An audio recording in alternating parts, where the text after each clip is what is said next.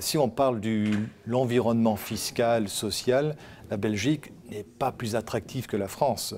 On retrouve à peu près les mêmes pressions en matière de cotisation sociale, en matière d'imposition.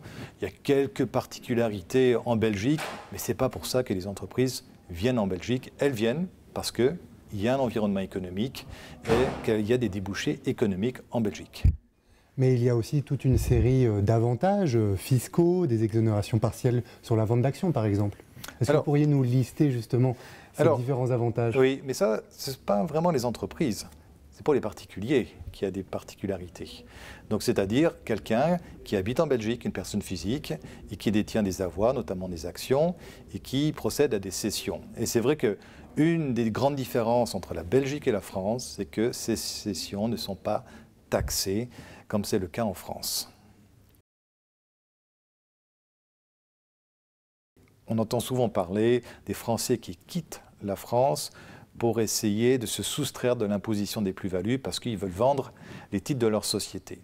En fait, ce n'est pas si simple que ça, parce qu'en France, depuis plusieurs années, on a une barrière fiscale qui est l'exit tax. Et cette barrière fiscale fait qu'une personne qui a des participations dans une société ou qui a un portefeuille de valeurs mobilières, le jour où il quitte la France, on va quand même constater de façon comptable une plus-value dessus, et il n'acquittera cette plus-value que s'il les cède réellement dans un certain nombre d'années après son départ. Donc le fait de venir à l'étranger pour se soustraire de la plus-value en France, ce n'est pas tout à fait vrai, parce qu'il ne pourra se soustraire que sur la partie de la plus-value qui va se créer après son départ, mais pas préalablement. Donc ce n'est plus le même attrait que ça l'était autrefois.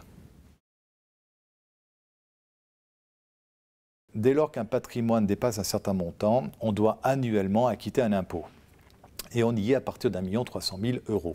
Et ça comprend aussi bien l'habitation, l'immobilier que le patrimoine financier. Il y a quelques exceptions, sont exclus notamment l'outil de travail et des œuvres d'art. Voilà.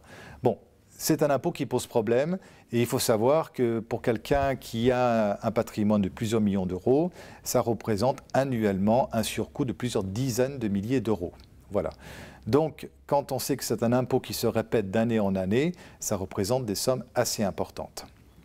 Il est vrai que pour ceux qui sont dans une réflexion de départ de la France pour essayer de diminuer la pression fiscale, il est vrai que s'il n'y avait pas l'impôt sur la fortune, on n'assisterait pas à toutes ces réflexions et à tous ces départs.